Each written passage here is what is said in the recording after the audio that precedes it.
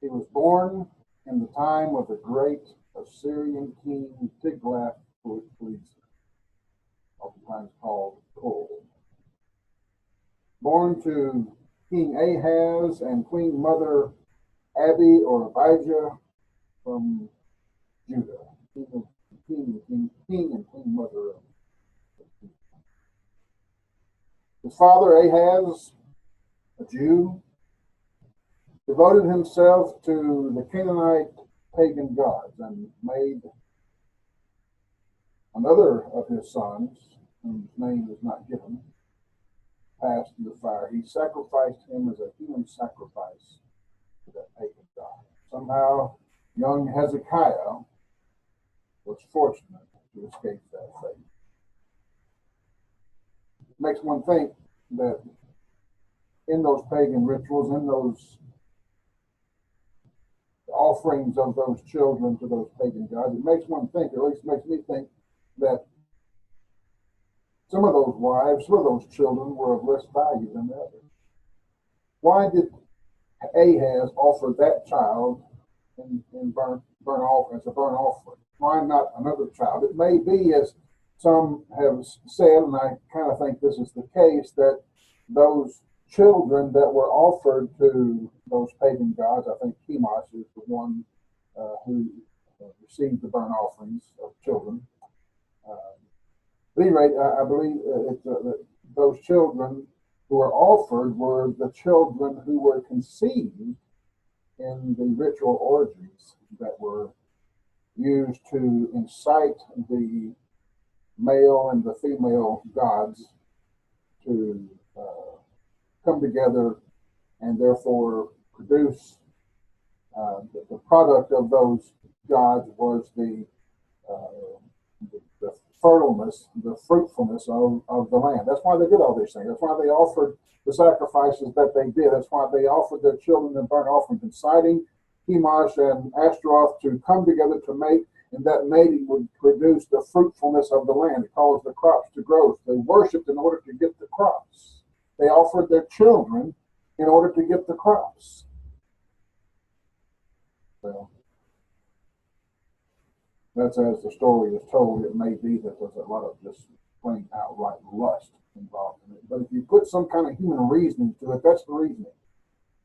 You take lust and sexual orgies out of the picture as far as it being the human desire for sex and just make it a religious thing that they claimed that it was, then that the reason was in order to get the gods to give us the fruitful crops, we have to offer our children in sacrifice to them. That's what Ahaz did.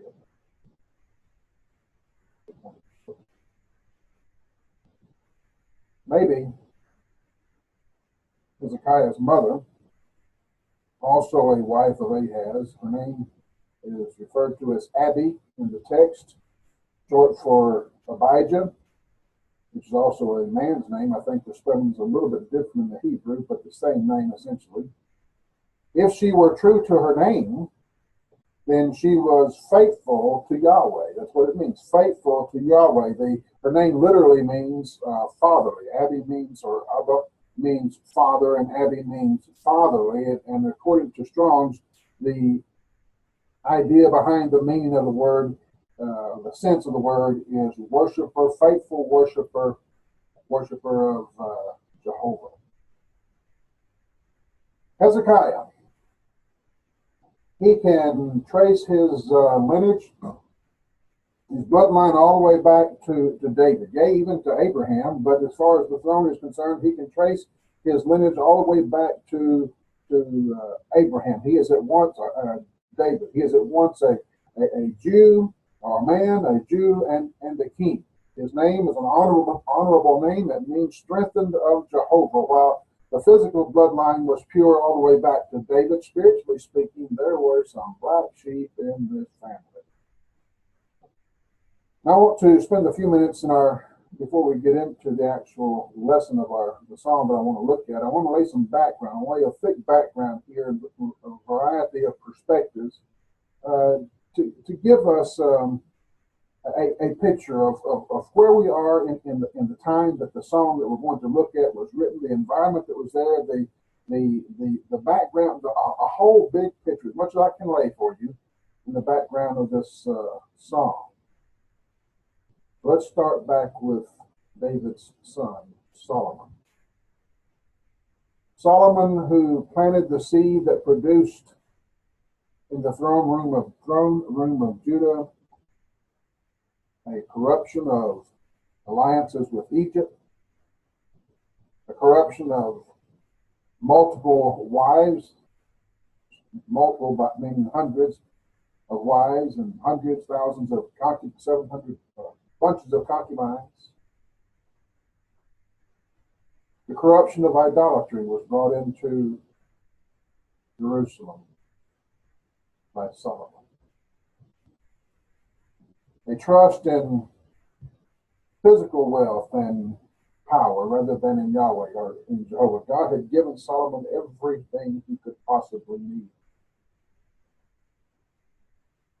And Solomon trusts, rather than in God, he trusts in the power, the wealth.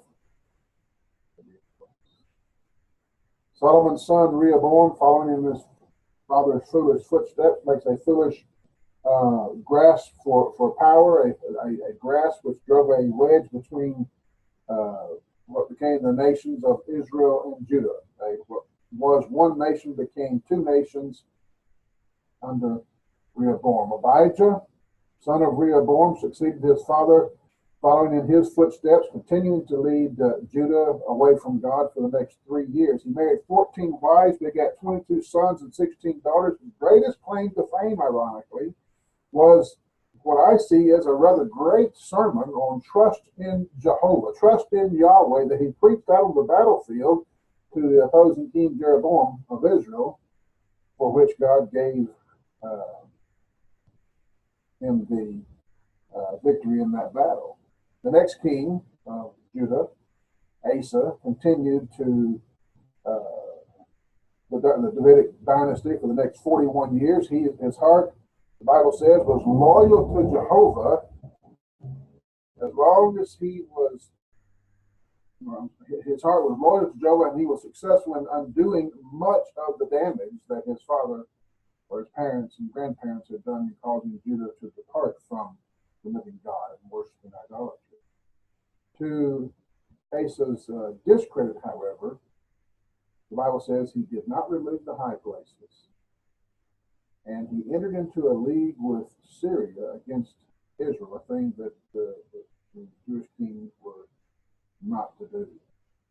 It was during Asa's reign that Elijah began his work in Israel, and it was during Asa's reign that in the northern kingdom, Omri, worst of all the kings heretofore, began to reign, and then his son, Omri's son, Ahab, began to reign, which was worse still yet than Omri. After Asa, his son, Jehoshaphat, who continued to work the spiritual restoration work of his father and was a great king. Like his father, however, he did not remove the high places installed by his ancestors, Solomon, Rehoboam, and Abijah. Next came Jehoram, son of Jehoshaphat. He took the throne after his father reigning 8 years. Any of his brothers would have been a better choice, according to what the text says. And when he did become king, he actually killed all of his brothers to keep them from being a threat to the throne. He was the worst possible candidate for the throne, but he was firstborn, so he got the throne. Recorded that he ruled Judah just as the kings of Israel ruled Israel.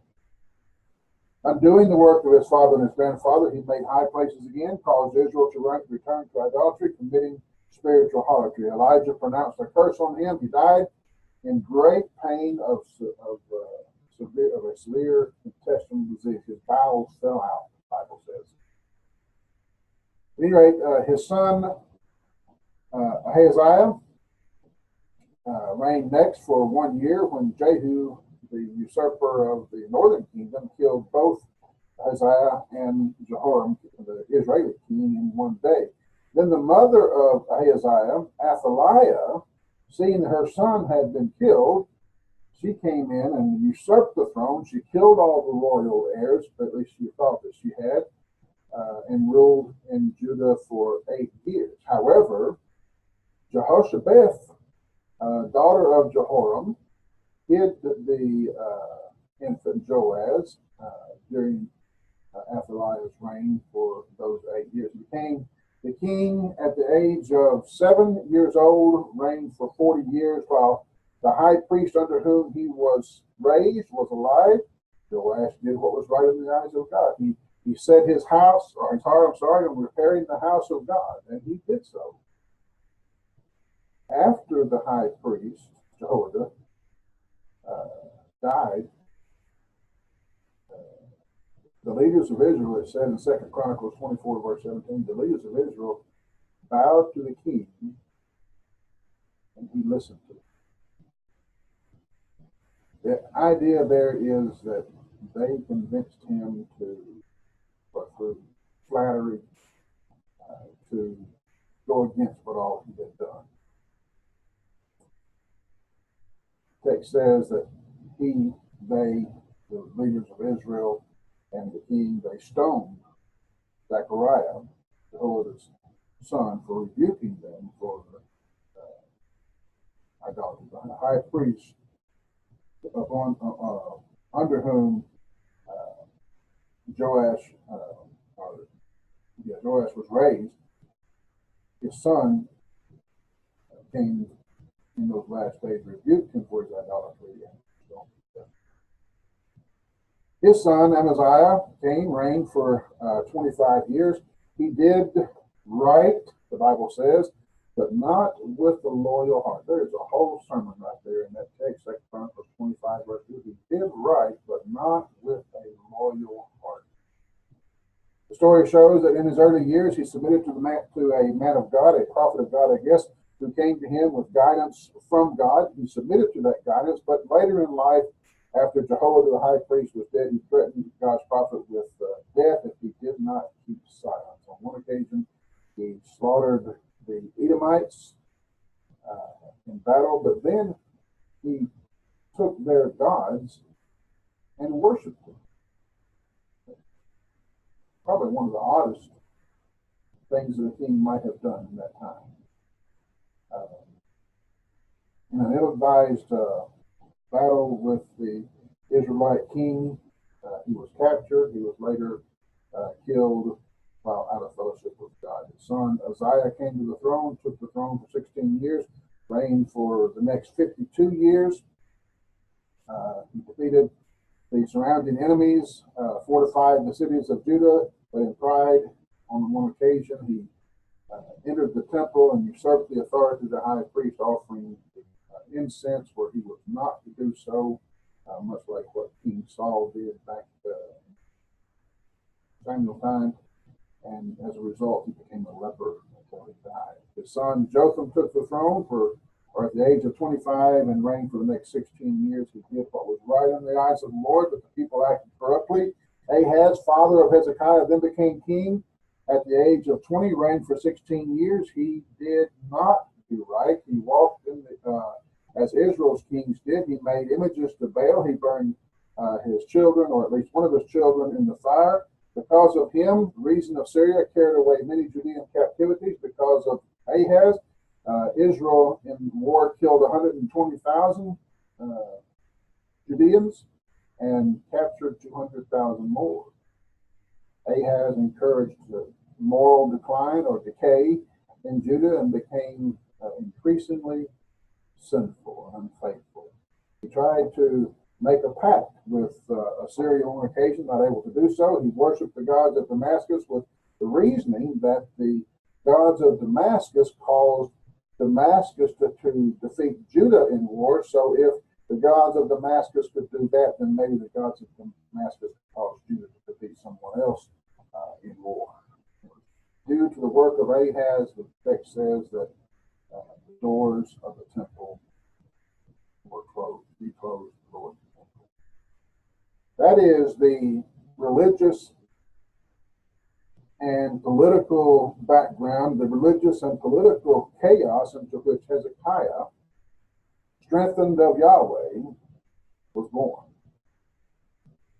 At the age of 25, this man, who seemed to be full of faith and vitality, comes to the throne and rules for the next 29 years. It seems that Hezekiah had many great influences in his life to build him to be the man that he was. If you're looking for a sermon on the good of influence, or how good influence can be, look at Hezekiah's life. What made him to be the man that he was? When he had a father like that, what made him to be the man that he was? One of those influences was his mother, Abby. I have to believe that she was faithful to her name. She was the daughter of Zechariah. We don't know who exactly, or which exact Zechariah it was. There was a Zechariah who was a prophet during the time of Isaiah. And there was also another Zechariah who was considered by Isaiah, who was a prophet of that time, to be a faithful witness. So if it's Zechariah and Abby, Zechariah, his grandfather, and Abby, who were influencers of Hezekiah, we can see why he turned out, at least a portion of the reason why he turned out to be how he was. But also during Hezekiah's life, there were men like Joel and Zechariah, his grandfather, not the prophet Zechariah. There was Isaiah, Nahum, Micah. It was thought by some, or it is thought by some, that Micah was probably one of the greatest influences in Hezekiah's life. I don't know why it's thought that. It seems Isaiah was closer to him, but at any rate, some have assumed that Micah was a great influence on Hezekiah. In Hezekiah's reign, he repaired and purified the temple. He reformed the priesthood. He destroyed the high places. He destroyed Moses' brazen serpents. Remember the brazen serpent that was raised up for people to look to when they were snake bit? Well, that same serpent had later on become a thing of idolatry. Instead of they preserved it like they did Aaron's rod and other things, but they began to worship the thing as an idol. And so he burned it. He gathered together some of the written works of Solomon, some of the Proverbs, Solomon, and Ecclesiastes. It's said that he did that. He resumed the Passover feast, of which there had not been the like since the time of Solomon. He ceased paying tribute to Sennacherib, king of Assyria, though it seems he tried to enter into a league with Egypt during that time.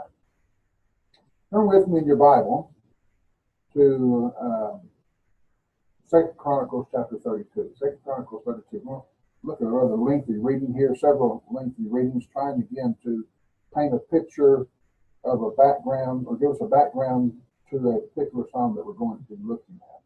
When Hezekiah ceased paying tribute to Sennacherib, I think he expected trouble, and it came. In chapter 32, 2 Chronicles 32, verse 1. After these deeds of faithfulness, Sennacherib, king of Assyria, came and entered Judah. He encamped against the fortified cities, thinking to win them over to himself. And when Hezekiah saw that Sennacherib had come, and that his purpose was to make war against Jerusalem, he consulted with the leaders and commanders to stop the water from the springs, which were outside the city, and they helped him. Thus many people gathered together who stopped all the springs and the brook that ran through the land, saying, "Why should the king of Assyria come and find much water?" And he strengthened himself. He built up the wall that was broken. He raised it up to the towers and built another wall outside.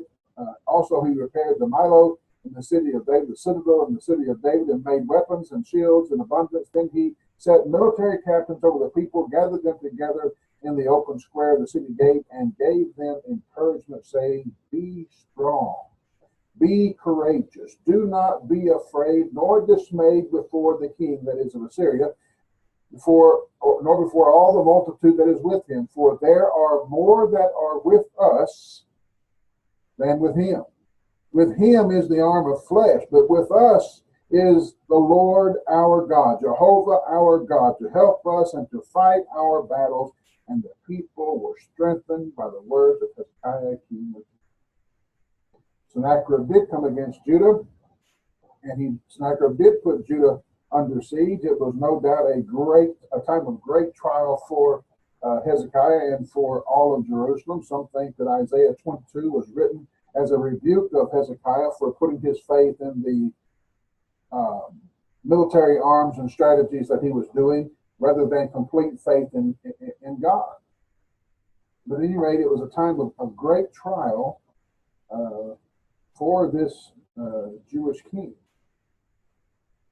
Are you familiar with the song, "When Johnny comes marching home again, hurrah, hurrah"?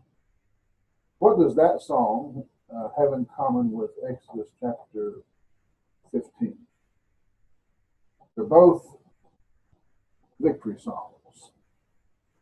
"When Johnny Comes Marching Home Again" was actually sung by both sides of the American Civil War. It was celebrating the soldiers coming home, which to the receiving family, if their soldier came home alive, it was a victory. Whether or not they were on the blue or the gray side, it didn't matter. Their son was home. It was a song of victory. Exodus 15 was a song sung by Moses and the children of Israel as they celebrated the victory that God had given them over the Egyptians there at the Red Sea. Victory songs. Who sings the victory songs? Well, obviously, the victory, the soldiers of victory, or the families of the soldiers of victory. Someone who has experienced a victory is the one who sings a song of victory. It seems that Psalm 66, from your Bibles, if you would, Psalm 66, or at least mark it, and we'll come to the Psalm in a moment.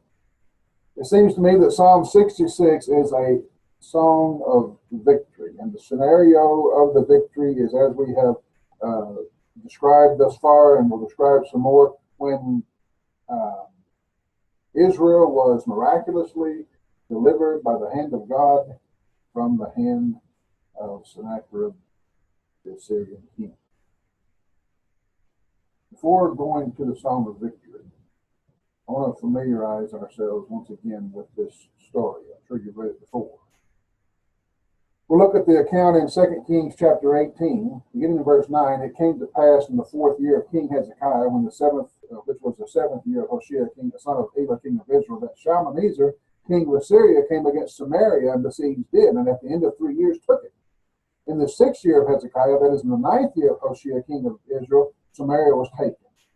Then the king of Assyria carried Israel away to Assyria and put them in Halah and Habor and the river of Gozan, and in the cities of the Medes, because they did not obey the voice of the Lord, but transgressed his covenant and all that Moses, the servant of the Lord, had commanded, and they would neither hear nor do them." In verse 13 it says, "In the 14th year of King Hezekiah, Sennacherib, king of Assyria, came up against all the fortified cities of Judah and took them. Then Hezekiah, king of Judah, sent to the king of Assyria at Lachish, saying, I have done wrong. Turn away from me. Whatever you impose upon me, I will pay." And the king of Assyria assessed King Hezekiah 300 talents of silver, 30 talents of gold. So Hezekiah gave him all the silver that was found in the house of the Lord, and all in the treasures of the king's house. And at that time, Hezekiah stripped the gold from the doors of the temple of the Lord, and from the pillars which Hezekiah, king of Judah, had overlaid, and gave to the king of Assyria. So Hezekiah done all this work to restore the temple, make it beautiful once again. Assyria says, we're going to take you, and Hezekiah says, no, don't do that. I'll pay what you want, and he takes all the gold and silver in Assyria. Apparently, the king of Assyria wasn't satisfied, because in verse 17, the next verse, it says, "The king of Assyria sent the Tartan, the Rabsaris, and the Rabshakeh from Lachish with a great army against Jerusalem to King Hezekiah. And when they went up came to Jerusalem, when they had come up, they went and stood by the aqueduct from the upper pool, which was on the highway to the fuller's field. And when they had called to the king, Eliakim, the son of Hilkiah, who was over the household of Shebna the scribe, and Joah, the son of Asaph, the recorder, came out to them. Then the Rabshakeh said to them, Say now to Hezekiah, Thus says the great king, the king of Assyria, What confidence is this in which you trust? You speak of having plans and power for war, but they are mere words.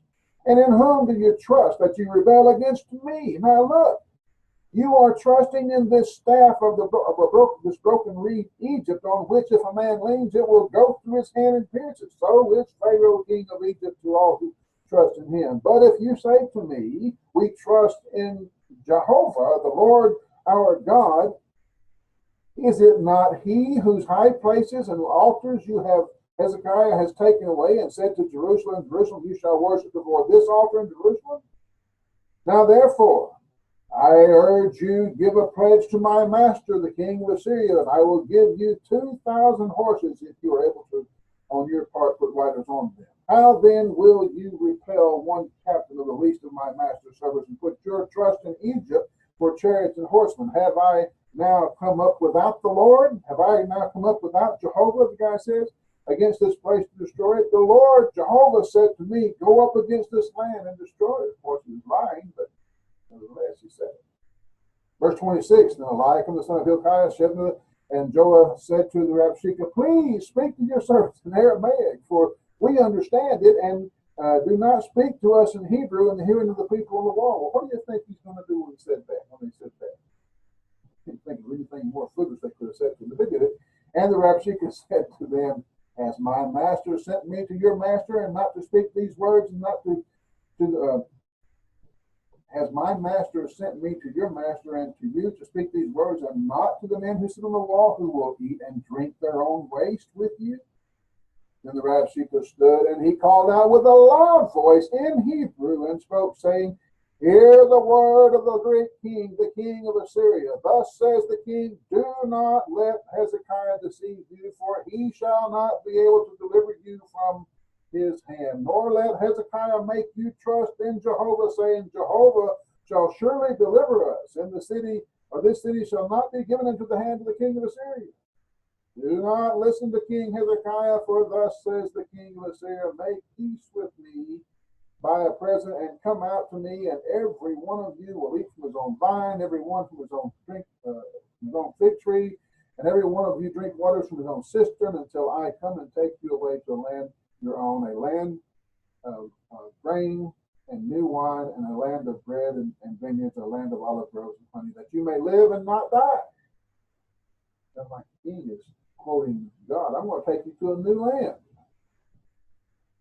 Do not listen to Hezekiah, lest he persuade you, saying, the Lord will deliver us.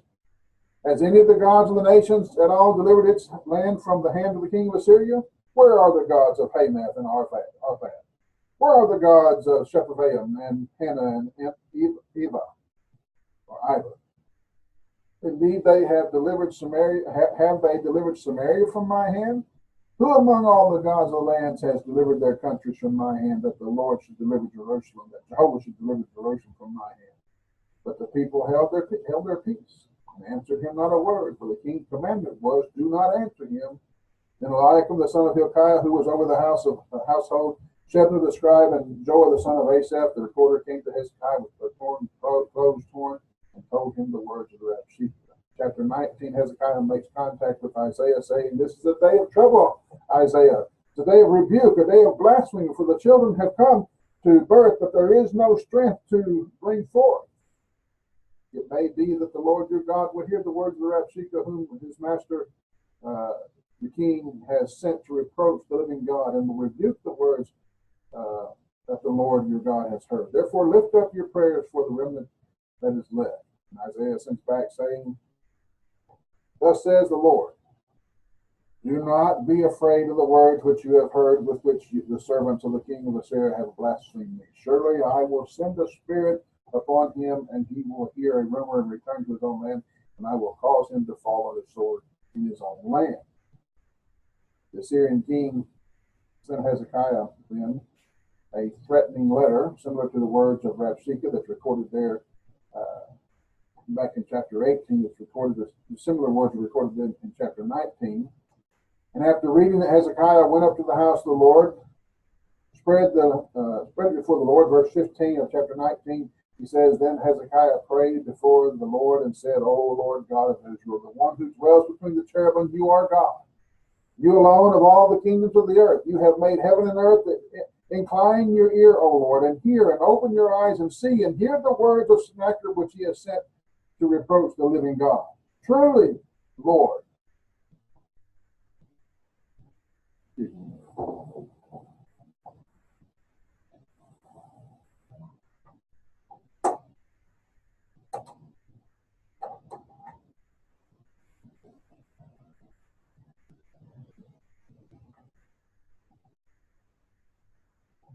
You can operate without power. Truly, Lord, the kings of Assyria have laid waste the nations of the lands, and have cast their gods into fire, for they were not gods, but the work of men's hands, wood and stone. Therefore they destroyed them. Now therefore, O Lord God, our God, I pray, save us from his hand, that all the kingdoms of the earth may know that you are God, you are the Lord God, you alone. And Isaiah son of Amos sent to Hezekiah, saying, verse 20, Thus says the Lord God of Israel, because you have prayed to me against Sennacherib, king of Israel, I have heard. Then in verse 22, Isaiah then made Isaiah made a blistering prophecy against the Assyrian king. He says in verse 22, Whom have you, speaking to the Assyrian king, whom have you reproached and blasphemed? Against whom have you raised your voice and lifted up your eyes on high? Against the Holy One of Israel. By your messengers you have reproached the Lord. Then in verse 27, But I know your dwelling place, God says. You're going out and you're coming in. Your rage against me, because your rage against me and your tumult have come up to my ears. Therefore I will put my hook in your nose and my bridle in your lips. And I will turn you back by the way that you came. In verse 32, Therefore thus says the Lord concerning the king of Assyria, He shall not come into this city. He shall not shoot an arrow there. He shall not become before it with shield, nor build a siege mound against it. By the way that he came, that by the same shall he return. He shall not come into this city, says the Lord, for I will defend this city to save it for my own sake and for the sake of my servant David. Verse 35, And it shall come to pass on a certain, or it came to pass on a certain night, that the angel of the Lord, the angel of Jehovah, went out and killed in the camp of the Assyrians 185,000. And when the people rose early in the morning, there were all dead corpses. I like the way the King James puts it. Woke up dead. The corpses didn't wake up dead, but the people rose early in the morning. There were all dead corpses. So Sennacherib, king of Assyria, departed and went away and returned home in the night of Nineveh. It came to pass, as he was worshiping the temple of the Nisroch, this is sometime later, his god, the sons of Abimelech and Sharezer struck him down and with the sword, and they escaped him to the land of Ararat. And Esarhaddon his son reigned in his place. Again, I've given all of this history and background for the purpose of painting a picture of the scenario in which this psalm that we're going to be looking at takes place. If you were in Hezekiah's shoes, having seen what Hezekiah had seen, having experienced what Hezekiah had experienced, the pressure of the Assyrian army against you, the pressure of the people of Judah wanting you to do something, king, do something, and all the words of the Rabshakeh, the threatening letter of the king, what would you do? If you woke up in the morning, early in the morning, and you saw outside the city wall the standing army of Sennacherib, dead in their boots. Just dead. Dead in the battlefield. If you thought that you were at death's door, if you thought that the Assyrian king or the Assyrian army was about to come through, you're as good as dead because you're sitting ducks, they're just waiting for you to die. And then you looked over the wall and all of a sudden they're dead. How would you respond? Hezekiah's response was a song. It was When Johnny Comes Marching Home Again song. It was a Egypt, Moses and Miriam song of God's victory over Egypt. It was a song of pure joy, pure praise to the God of heaven who had literally come down and intervened. Hezekiah responds, I believe, with what we have recorded for us in Psalm 66. Make a joyful shout to God, all the earth. Sing out the honor of his name. Make his praise glorious. Say to God, how awesome are your works.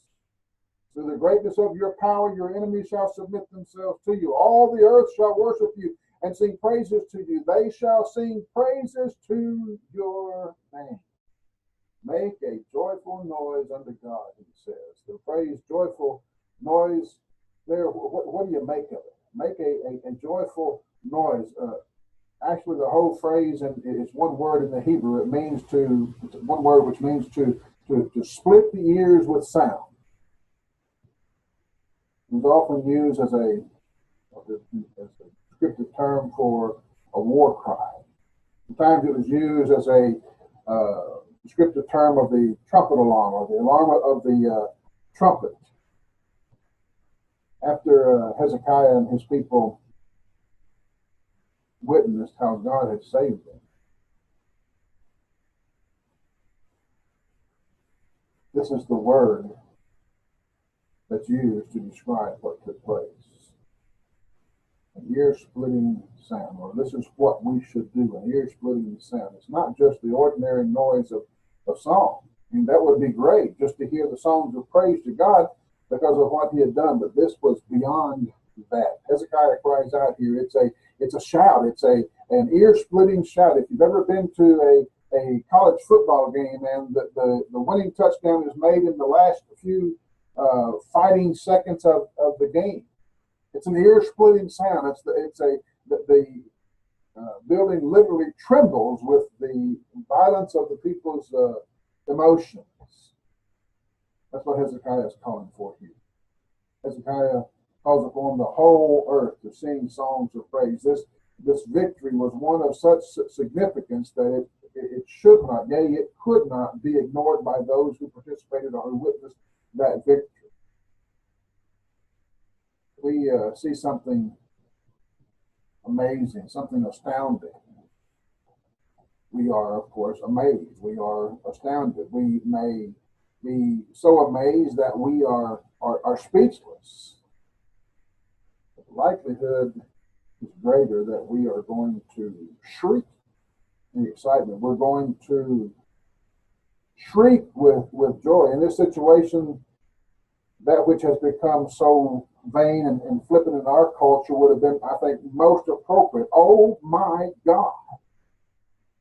Look what has happened. Sing out the honor of his name. Make his praise glorious, Hezekiah says. I think he's talking here about a hymn of praise.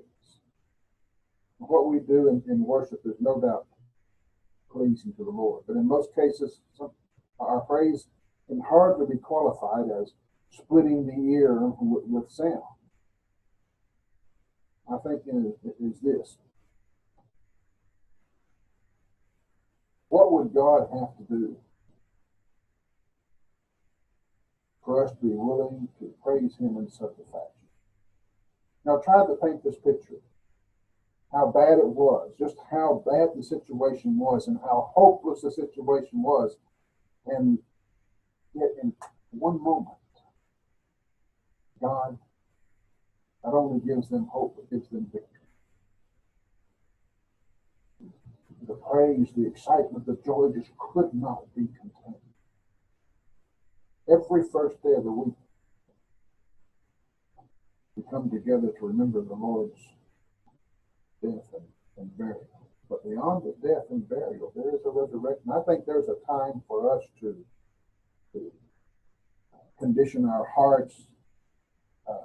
How do we say it when we're going to sing a song in preparation of our hearts for the Lord's Supper.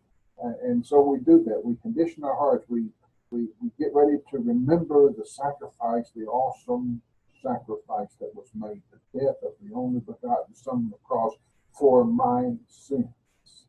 Don't leaving in the grave. I think it's more than appropriate that we bow our heads. I think it's more than appropriate that we have a moment or a few moments of silence as we remember that great sacrifice. But brethren, don't leave Jesus in the dead. The resurrection is the point behind the death. If there is no resurrection, then we are all men most miserable. But there is a resurrection, and so we should not be miserable. We should be filled with joy. Our lives, our worship should be filled with joy.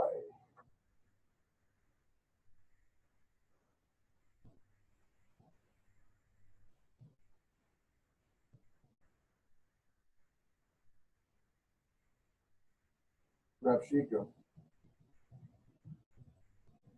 before God's miracle, they believed they had Hezekiah behind the eight ball, so to speak. If something didn't happen, a siege would take place and it would last as long as necessary. People would die a slow, horrible death in Jerusalem. And the people of Jerusalem knew it. It wasn't too long ago that Samaria had experienced the very same thing. In 2 Kings chapter 6, it says, and it happened after this that Ben-Hadad, king of Syria, gathered all his army and went up and besieged Samaria. And there was a great famine in Samaria because they had besieged to Samaria. There was a great famine there. This took place not in a day or a week, but in some time. There was a great famine, and indeed they besieged it until a donkey's head was sold for 80 shekels of silver, and 1/4 of a cab of dove's droppings for 5 shekels of silver. Can you imagine any time, any place in your life that you would have paid any amount of money for a quarter cab or a dump truck load full of dove droppings? But yet they paid 5 shekels of silver for dove droppings. I don't think they were eating. I think they were using it for coal for the fire. It was that bad. They would boil a donkey's head to get what meat is there, and they would use dove droppings to boil the water. So desperate they were. Then, as the king of Israel was passing by on the wall, a woman cried out to him, saying, "Help, my lord, O king!" And he said, "If the Lord does not help you, where can I find help for you? From the threshing floor or from the winepress? In other words, can I go sweep up the chaff from the threshing floor or suck up something from the winepress?" The king said to her, "What is troubling you?" She said, "This woman said to me, 'Give me your son that we may eat him today and we'll eat mine tomorrow.' So we boiled my son, ate him, and I said to her on the next day, 'Give me your son, or give your son that we may eat him.' But she has hidden her son." See how desperate people that are eating their own children. That's what's going to happen in Jerusalem. God does not intervene.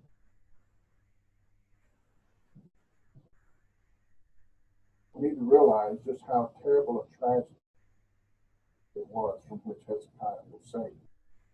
Hezekiah knew. We read it, we see it on the text. It's just another Bible story. Oh, look what God did there. Hezekiah knew what just happened. When he saw those dead bodies of those Assyrian soldiers, he knew what it meant. Those people needed no command to sing. They needed no command to be filled with joy. It was simply what one did. He shouted with joy. He sang with joy.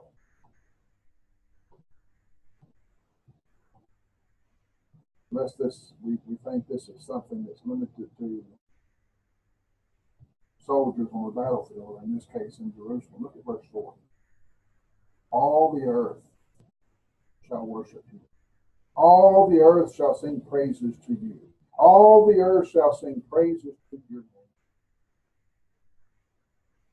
Hezekiah is seen when people recognize what God has done, they will worship. I don't think he's limited it to people of his own time. I think maybe this is even prophetic of New Testament Christians as the world responds to what God does. Makes me think of the Ethiopian eunuch who jumped for joy. I think sang his way all the way back home to Ethiopia. In verses 5 through 7, Hezekiah's songwriter invites the world to come and see the works of God, how he delivered Israel from Pharaoh at the Red Sea and how he stopped the Jordan River so they could cross. He compares the power of God in those instances to the power of God demonstrated here in the just outside of Jerusalem in the death of the Assyrian army. He said it's just as great an event. Come and see the works of God. Come and see he is awesome in his doing toward the sons of men. He turned the sea into dry land. They went through the river on foot. There we will rejoice in him. He ruled by his power forever. His eyes observe the nations, the rebellious, let not the rebellious, who's he talking about, exalt themselves.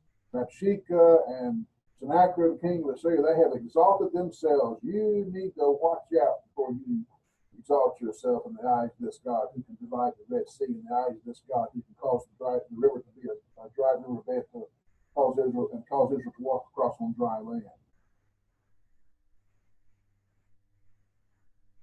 In the New Testament, these two events are symbolic of freedom, of liberty, of conquering, of victory. To me, verse 7 is a nutshell interpretation of the book of Revelation. Rabshakeh has raised his head. He's exalted himself before himself and his king before Jehovah God, and they were brought low. God is ever watchful. God knows what's going on. Verses 8 through 12, the psalmist understood, seems that their faith was being tried. He says, "Oh, bless our God, you peoples, and make the voice of his praise to be heard, who keeps our soul among the living and does not allow our feet to be moved. For you, O God, have tested us. You have refined us as silver is refined. You have brought us into the net. You've laid affliction on our backs. You've caused men to ride over our heads. We went through the fire, through the water, but you brought us out to rich fulfillment." Imagine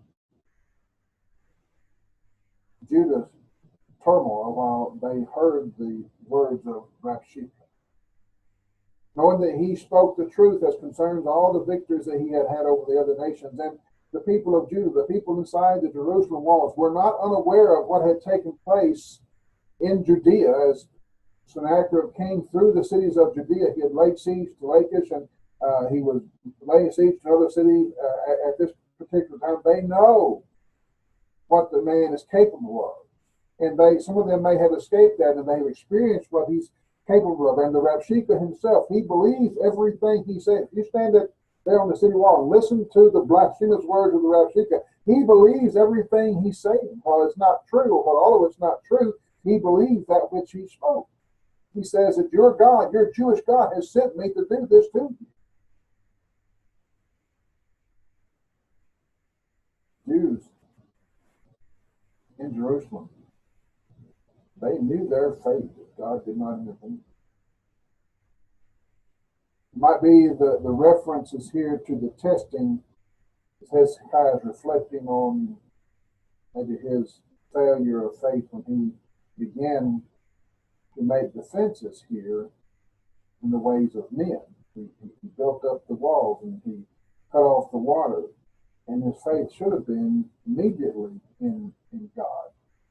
But his faith was coupled with the arm of the flesh and with the arm of God. But in the end, we find Hezekiah spreading the situation before God and asking God's help.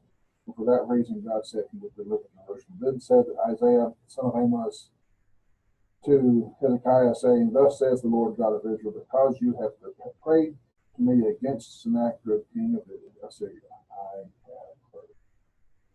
My question to you and to myself, to the church today, to whom do we turn? Times of trial. I know I'm guilty of this, or have been in the past, of hero worship. I put my faith in great preachers of yore. My faith needs to be in God. We need to put our faith in God. And it doesn't mean don't respect your teachers. It doesn't mean don't have heroes in your life to encourage you and to strengthen you. But put your faith in God. And when we do that, God will respond. God will respond in kind. Don't put your faith in God. God will respond in kind. Do put your faith in God. In the conclusion of the Psalm, Psalm 66, I'll read it and we'll make a few comments about it. It goes out. I will go into your house with burnt offering. I will pay you my vows, which my lips have uttered and my mouth has spoken when I was in trouble. Can you imagine the vows he might have spoken when he was in trouble? I will offer you burnt sacrifice of fat animals with sweet aroma of rams. At rams I will offer bulls with goats. Come and hear, all you who fear God, and I will declare what he has done for my soul. I cried to him with my mouth. He was extolled with my tongue. If I regard iniquity in my heart, the Lord will not hear. But certainly God has heard me. He has attended to the voice of my prayer. Blessed be God, who has not turned away my prayer, nor his mercy. The last part of the psalm seems to be more of a personal response of Hezekiah, rather than him asking the world or the nation to shout with joy to the Lord. Here it seems more of a, I will worship God. I will respond properly to. This is something I have a personal reason, not just a national reason, but I have a personal reason to respond to God. It may be that this is in response to the fact that Hezekiah was healed of or God had told him you're going to die, and he gave him 15 years, and Hezekiah, this is his response to that. It says that there in verse 18, if I regard iniquity in my heart, the Lord will not hear. This is the idea, or place, one of the places I suppose we get the idea that God is not hear a sinner's prayer, and I think that's true. God does hear sinners' prayers. I mean, if we want to get technical about it, Cornelius was a sinner, and he prayed to God, and God answered that prayer. Cornelius was a sinner who was searching for God. If a person is living in sin and choosing to live in sin, God does not hear that person's prayer. For the people of Israel and Judah both, in the end, they were oftentimes praying to God. They were oftentimes worshiping God, but God says, I don't want to hear it. Don't bring me the noise of your songs. Don't bring me the smell of your sacrifices. It's a stench in my nostrils. Don't hear people who choose to live in sin. Don't come to me while maintaining your sin. Don't come to me and ask for my mercy. But when we seek God with a pure heart, God will hear our prayers. Even though we're sinful men, God will hear our prayer. Psalm 66, powerful psalm. I know I've belabored the point, and I know I've probably given way too much history. You're probably very familiar with it, more so than I am. But I hope that as you look at this psalm, and maybe someday prepare to use it for a lesson to your congregation where you may preach, I hope that you can set a scene behind it that better than I have done, that shows the intensity of this song of praise. Hezekiah didn't just use words to say, go sing a song of joy. He says, shout with all of your being to the Lord for the victory that he's given. Song of victory. We need to sing songs of victory. We need to see where God has given us victory in our lives, and we need to sing about it. We need to pray about it. We need to live like we are living in victory. I hope the study has been helpful. Thank you for your attention. May God bless you in your work and in your